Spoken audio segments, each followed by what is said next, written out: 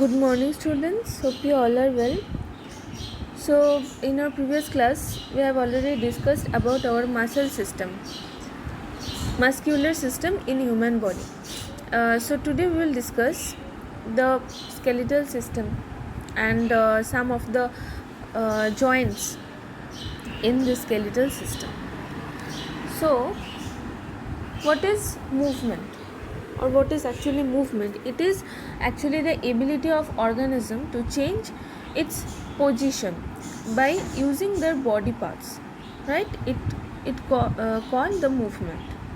Okay, so movement means ability of the organisms to change their position by using some of their body parts, so that is called the movement. So let's see what is our skeletal system. So skeletal system is actually the internal structure of human beings also or of any kind of organisms, which helps in different movements of our body. It also forms a structure or a framework of our body that gives the proper shape of the body or of human body, and it also provides support to different organisms. Okay, so the skeletal system, as you know, it is mainly composed of the bones, and different kind of bones are present there, and all these kind of bones are joined to each other in different manner, right?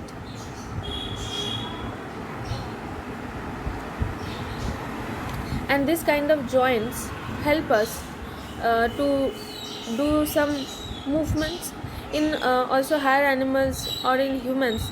The bones, muscle, the cartilage, these combine together for the movement, so that we can move our different parts of our body easily. Okay, so next come to the point of joint. So joints are the points where two bones are attached with each other, right?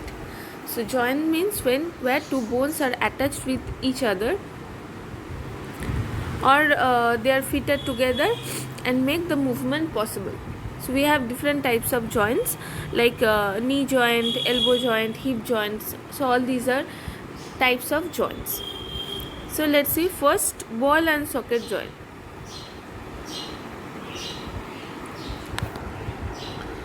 Ball and socket joint. So ball, and in case of ball and socket joint, there are also two bones are there, where one bone has the rounded end, where another bone fits into the cavity of the other bone. Okay, so two bones are there. So the structure of one bone is rounded. The end is rounded in structure, so that another bone will fit into that round ball type portion or into that cavity. So it brings movement in all directions. Okay, so we can see this kind of ball and socket joint in hip and in our shoulders of human body. So we can rotate our hand like this. Okay, that means it brings the movement in all direction.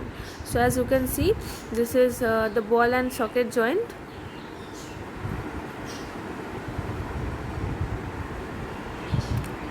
Also this one humerus and this scapula and clavicle, these are attached with each other, that form the ball and socket joint. Okay, next is the pivot joint. So pivot joint is where a cylindrical bone rotates like a ring. Okay, so where a cylindrical bone rotates like a ring. So it joins the neck with the head, neck and head. So this joint is known as the pivot joint. So it allows to bend the head in forward and backward direction, and also to the left and right direction. Okay, so we cannot move it into all directions but we can bend it in forward and backward, and also in right and left direction. Next is the hinge joint. Okay, So hinge joint brings the movement only in forward and backward movement. So in case of hinge joint, there is only forward and backward movement, right? It also cannot move in all direction. So the knee joint and our elbow joint, these are two hinge joints in our body. So you can see the hinge joint here in our so in case of our elbow joint, we can move it backward and forward, and in case of knee joint also we can stretch our leg like forward and again move it backward. And the next one is the fixed joint. So fixed joints are immovable joints, we cannot move these joints.